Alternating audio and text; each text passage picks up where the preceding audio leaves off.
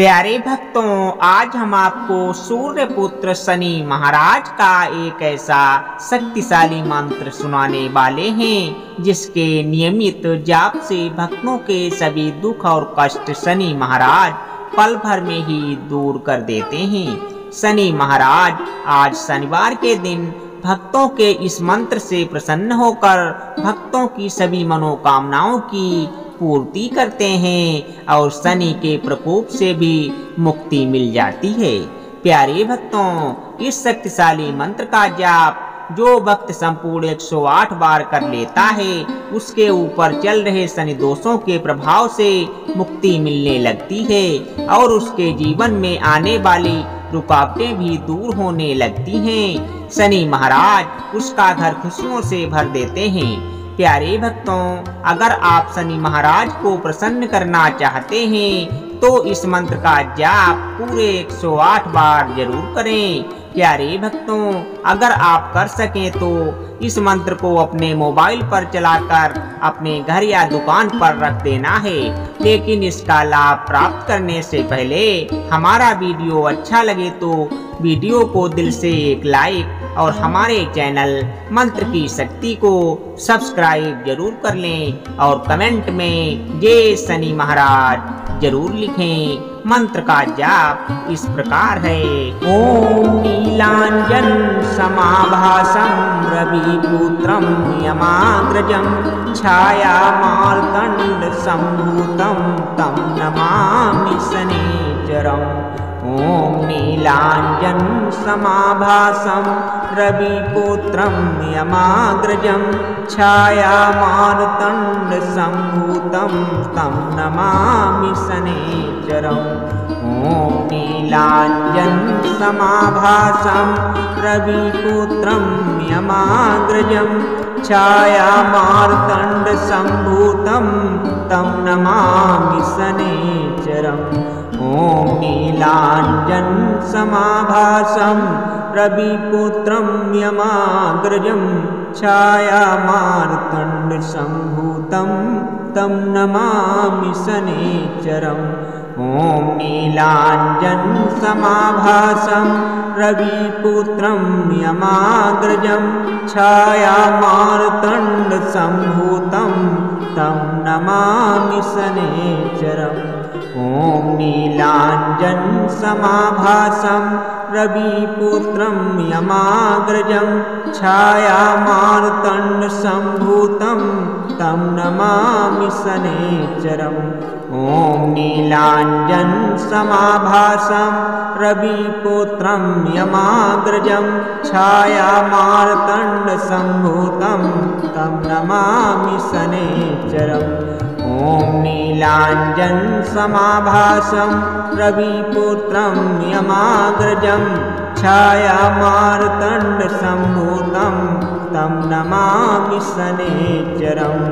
ओम नीलांजन समाभासं रविपुत्रं यमाग्रजं छाया मार्तंड संभूतं तं नमामि शनिचरम्। ओम नीलांजन समाभासं रविपुत्रं यमाग्रजं छाया मार्तंड संभूतं तं नमामि शनिचरम्। ओम नीलांजन समाभासं रविपुत्रं यमाग्रजं छाया मार्तंड संभूतं तं नमामि शनिचरम्। ओम नीलांजन समाभासं रविपुत्रं यमाग्रजं छाया मार्तंड संभूतं तं नमामि शनिचरम्। ओम नीलांजन समाभासं रविपुत्रं यमाग्रजं छाया मार्तंड संभूतं तं नमामि शनिचरम्। ओम नीलांजन समाभासं रविपुत्रं यमाग्रजं छाया मार्तंड संभूतं तं नमामि शनिचरम्। ओम नीलांजन समाभासं रविपुत्रं यमाग्रजं छायामार्तण्डसम्भूतं तं नमामि शनैश्चरम्। ॐ नीलाञ्जनसमाभासं रविपुत्रं यमाग्रजं छायामार्तण्डसम्भूतं तं नमामि शनैश्चरम्। ॐ नीलाञ्जनसमाभासं रविपुत्रं यमाग्रजं छायामार्तण्डसम्भूतं तं नमामि शनैश्चरम्। ॐ नीलाञ्जनसमाभासं रविपुत्रं यमाग्रजं छायामार्तण्डसम्भूतं तं नमामि शनैश्चरम्। ॐ नीलाञ्जनसमाभासं रविपुत्रं यमाग्रजं छायामार्तण्डसम्भूतं तं नमामि शनैश्चरम्। ॐ नीलाञ्जनसमाभासं रविपुत्रं यमाग्रजं छायामार्तण्डसम्भूतं तं नमामि शनैश्चरम्। ॐ नीलाञ्जनसमाभासं रविपुत्रं यमाग्रजं छायामार्तण्डसम्भूतं तं नमामि शनैश्चरम्। ॐ नीलाञ्जनसमाभासं रविपुत्रं यमाग्रजं छायामार्तण्डसम्भूतं तं नमामि शनैश्चरम्। ॐ नीलाञ्जनसमाभासं रविपुत्रं यमाग्रजं छायामार्तण्डसम्भूतं तं नमामि शनैश्चरम्। ॐ नीलाञ्जनसमाभासं रविपुत्रं यमाग्रजं छायामार्तण्डसम्भूतं तं नमामि शनैश्चरम्। ॐ नीलाञ्जनसमाभासं रविपुत्रं यमाग्रजं छायामार्तण्डसम्भूतं तं नमामि शनैश्चरम्। ॐ नीलाञ्जनसमाभासं रविपुत्रं यमाग्रजं छायामार्तण्डसम्भूतं तं नमामि शनैश्चरम्। ॐ नीलाञ्जनसमाभासं रविपुत्रं यमाग्रजं छायामार्तण्डसम्भूतं तं नमामि शनैश्चरम्। ॐ नीलाञ्जनसमाभासं रविपुत्रं यमाग्रजं छायामार्तण्डसम्भूतं तं नमामि शनैश्चरम्। ॐ नीलाञ्जनसमाभासं रविपुत्रं यमाग्रजं छायामार्तण्डसम्भूतं तं नमामि शनैश्चरम्। ॐ नीलाञ्जनसमाभासं रविपुत्रं यमाग्रजं छायामार्तण्डसम्भूतं तं नमामि शनैश्चरम्।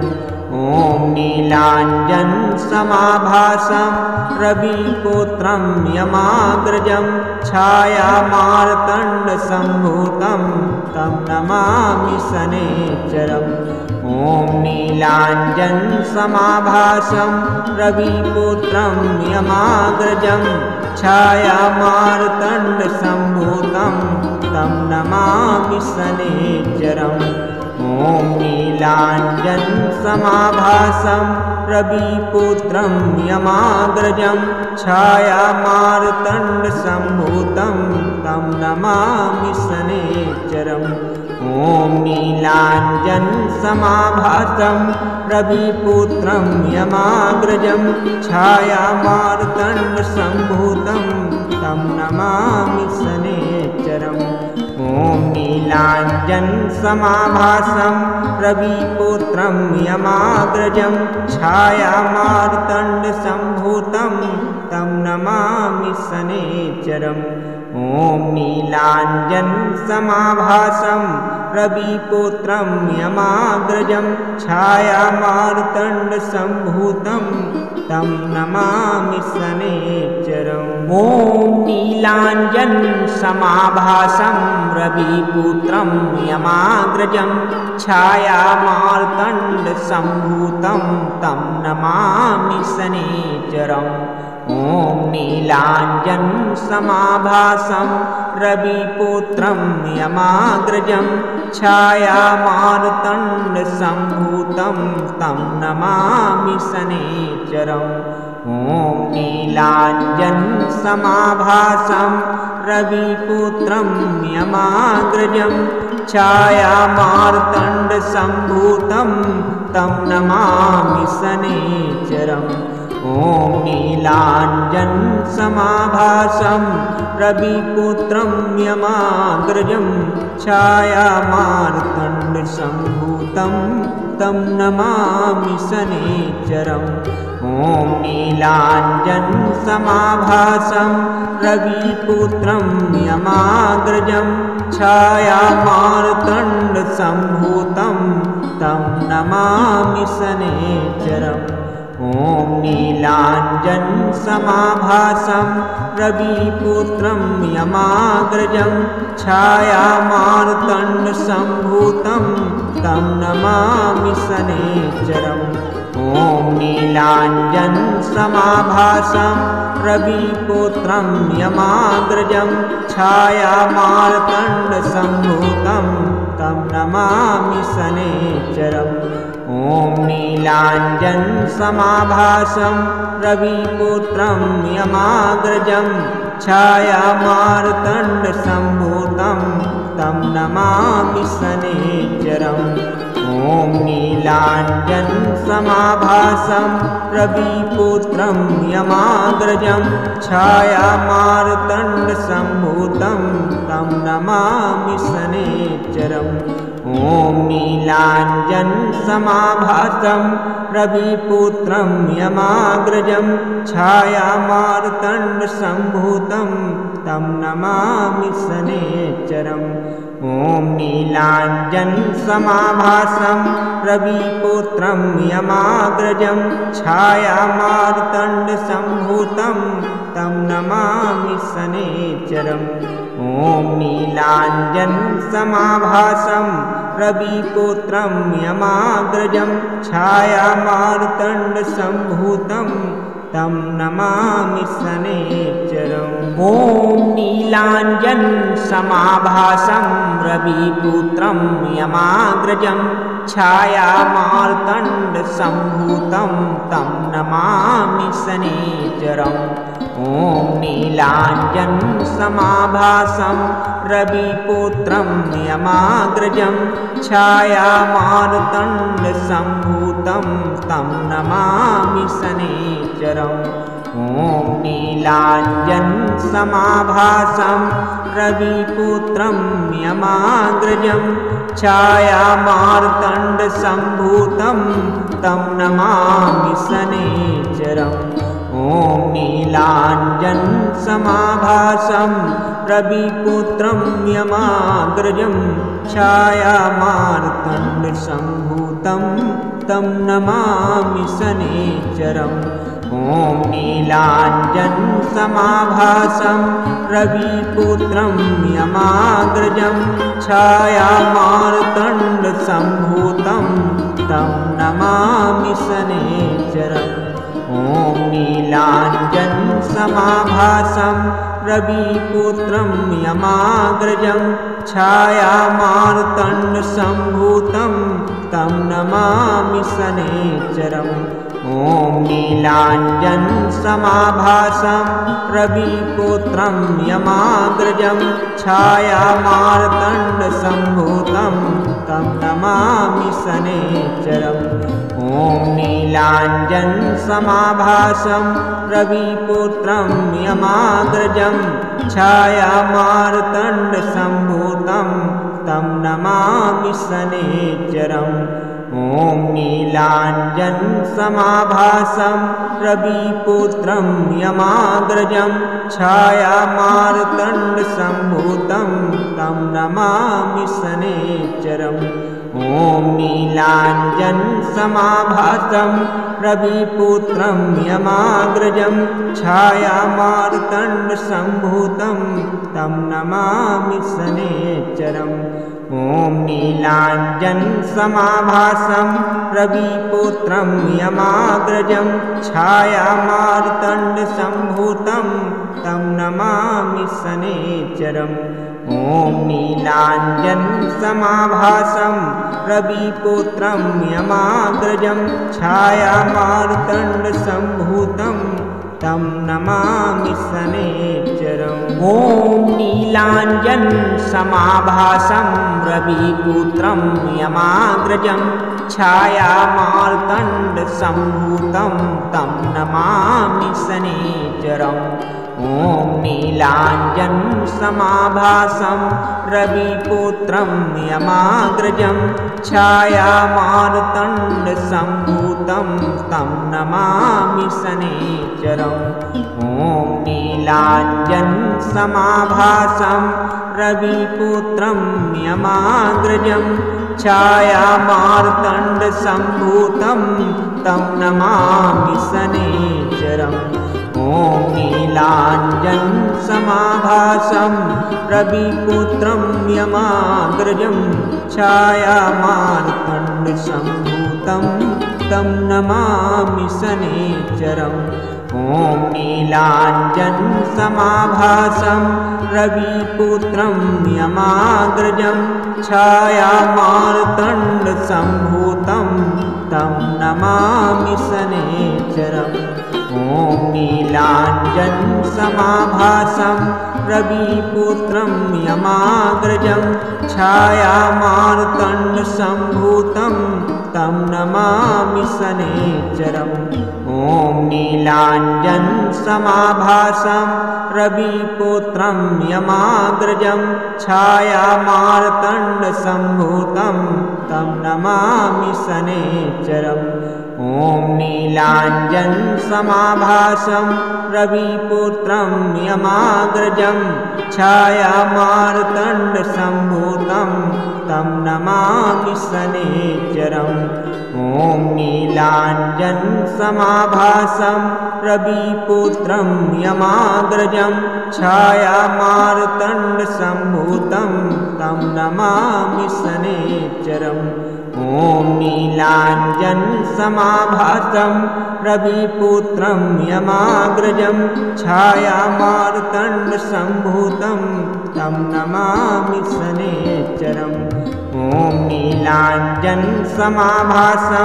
रविपुत्रं यमाग्रजं छायामार्तण्डसम्भूतं तं नमामि शनैश्चरम् ॐ नीलाञ्जनसमाभासं रविपुत्रं यमाग्रजं छायामार्तण्डसम्भूतं तं नमामि शनैश्चरम् ॐ नीलाञ्जनसमाभासं रविपुत्रं यमाग्रजं छायामार्तण्डसम्भूतं तं नमामि शनैश्चरम् ॐ नीलाञ्जनसमाभासं रविपुत्रं यमाग्रजं छायामार्तण्डसम्भूतं तं नमामि शनैश्चरम् ॐ नीलाञ्जनसमाभासं रविपुत्रं यमाग्रजं छायामार्तण्डसम्भूतं तं नमामि शनैश्चरम् ॐ नीलाञ्जनसमाभासं रविपुत्रं यमाग्रजं छायामार्तण्डसम्भूतं तं नमामि शनैश्चरम् ॐ नीलाञ्जनसमाभासं रविपुत्रं यमाग्रजं छायामार्तण्डसम्भूतं तं नमामि शनैश्चरम् ॐ ॐ नीलाञ्जनसमाभासं रविपुत्रं यमाग्रजं छायामार्तण्डसम्भूतं तं नमामि शनैश्चरम् ॐ नीलाञ्जनसमाभासं रविपुत्रं यमाग्रजं छायामार्तण्डसम्भूतं तं नमामि शनैश्चरम् ॐ नीलाञ्जनसमाभासं रविपुत्रं यमाग्रजं छायामार्तण्डसम्भूतं तं नमामि शनैश्चरम् ॐ नीलाञ्जनसमाभासं रविपुत्रं यमाग्रजं छायामार्तण्डसम्भूतं तं नमामि शनैश्चरम् ॐ नीलाञ्जनसमाभासं रविपुत्रं यमाग्रजं छायामार्तण्डसम्भूतं तं नमामि शनैश्चरम् ॐ नीलाञ्जनसमाभासं रविपुत्रं यमाग्रजं छायामार्तण्डसम्भूतं तं नमामि शनैश्चरम् ॐ नीलाञ्जनसमाभासं रविपुत्रं यमाग्रजं छायामार्तण्डसम्भूतं तं नमामि शनैश्चरम् ॐ नीलाञ्जनसमाभासं रविपुत्रं यमाग्रजं छायामार्तण्डसम्भूतं तं नमामि शनैश्चरम् ॐ नीलाञ्जनसमाभासं रविपुत्रं यमाग्रजं छायामार्तण्डसम्भूतं तं नमामि शनैश्चरम् ॐ नीलाञ्जनसमाभासं रविपुत्रं यमाग्रजं छायामार्तण्डसम्भूतं तं नमामि शनैश्चरम्।